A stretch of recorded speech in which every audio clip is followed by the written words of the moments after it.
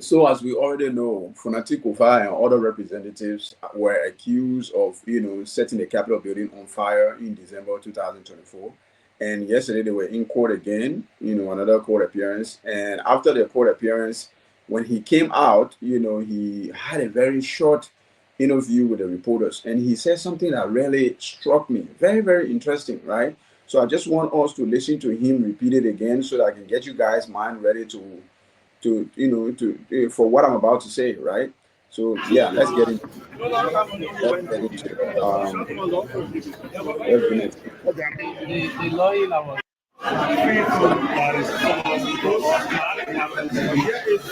Proceeding. Honorable Speaker, good afternoon. Honorable Koffa, you are here today again to tell us exactly what did your different things have been happening to ensure that you are free from this. Okay, so, I think last December we were all treated to the term ultra-virus. The term you're going to take today is called fruit of the poisonous tree. It means that when you gather evidence illegally, you can never use that evidence in a trial. And what we saw today was phones were broken into by the police on December 19th, sent to NSA, and then a warrant was gotten on January 9, 2025. It means that's the fruit of the poisonous tree. It means all that evidence. The fruit of the poisonous tree comes from the Garden of Eden, right? Also, you can eat everything here except for this fruit. That fruit that was eaten by the police cannot be used as snake baby. It must be crushed. And there you go. That was over with, right? You get it very, very loud and clear. He came outside and gave a few parable here and there, and he said that, today there was the evidence that was brought into the court by the police, by the prosecutors, but the jury, deny using that evidence on premise of how that evidence was, acquired.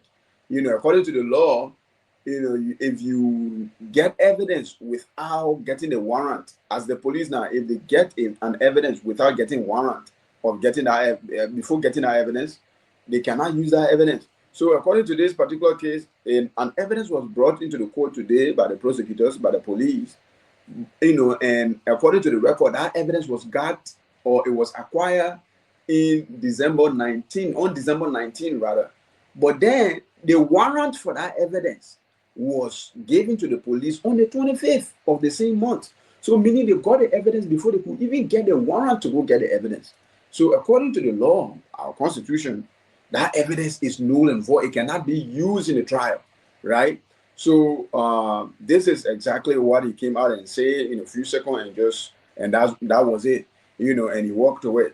Now, if we just, backtrack a little bit and remember, when they got arrested in the first place, when I say they, I'm talking about Funati Koffa and his colleagues, when they got arrested, Gregory Coleman came out and made a bold statement. He said that we have enormous amount of evidence to prove these people guilty for, setting ablaze the Capitol building.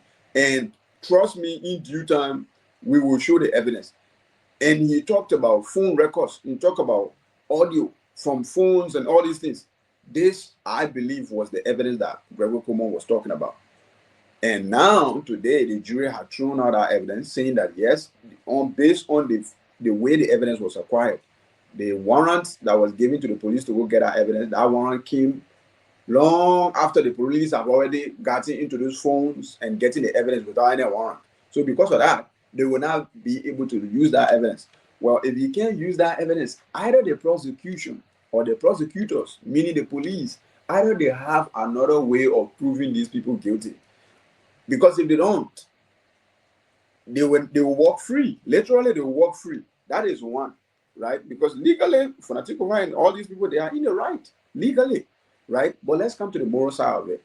For me personally, if I was somebody who was looking up to this case, which I am, but I was someone who was following someone like Funati Koffa, like, he was somebody that inspired me or whatsoever, I was looking up to him, this would be like a huge question mark, because he just came out of the court and he admits that the police brought an evidence against him in the court, against them in the court, but the court refused to use the evidence based on the fact that the evidence was acquired before getting the warrant for that evidence to be acquired. For me personally, I don't care how the evidence was acquired.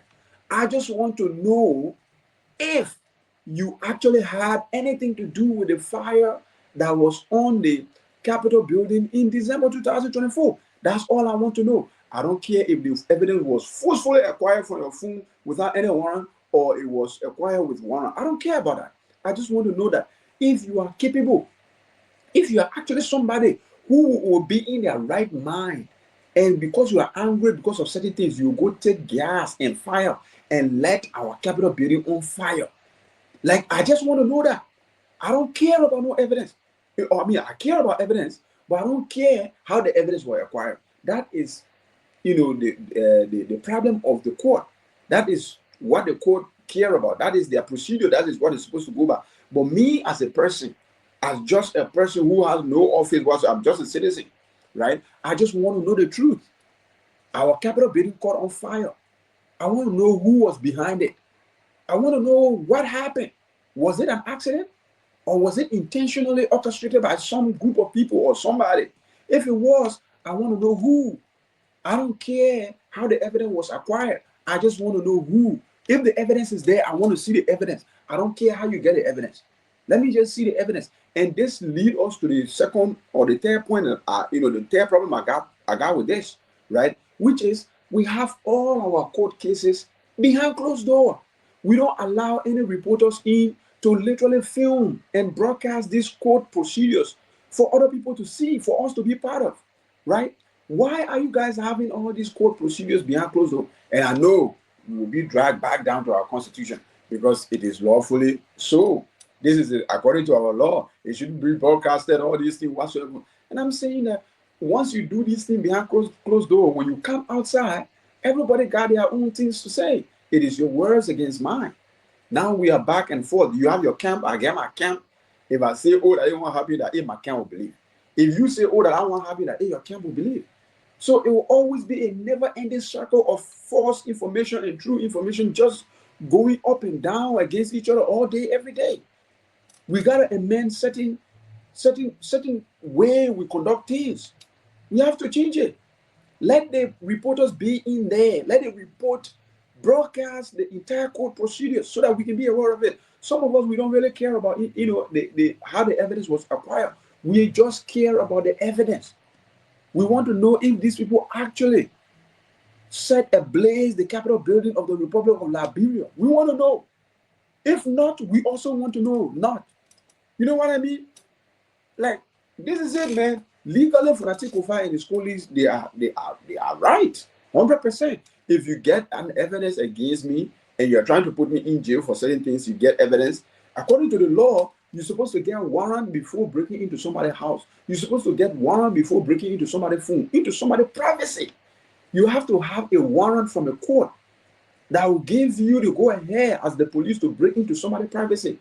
If you go do that one before getting a warrant, you can't, any evidence you find in that person's privacy, whether that in the person's household, that in the person's phone, that in the person's computer, any evidence you get in that person's privacy, you can't use it in a trial.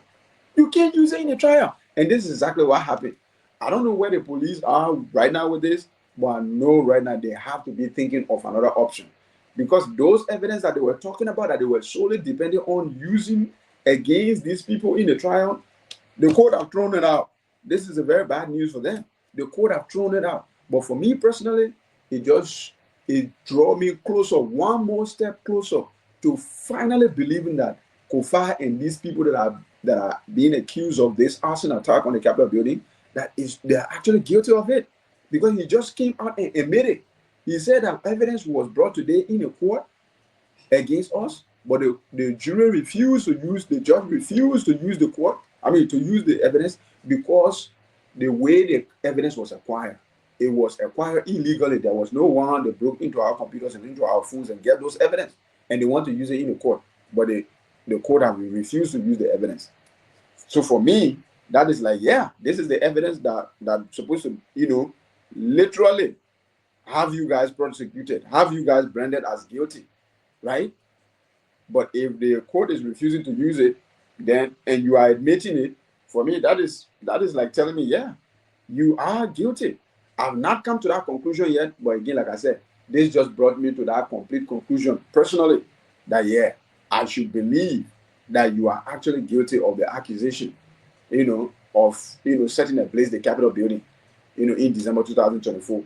But yeah, again, everything we do today is legal or illegal. If you can prove that you did not do it legally, you are a free man. Even if you did it, if you can prove that you did not do it legally, you are a free man, even if you did it.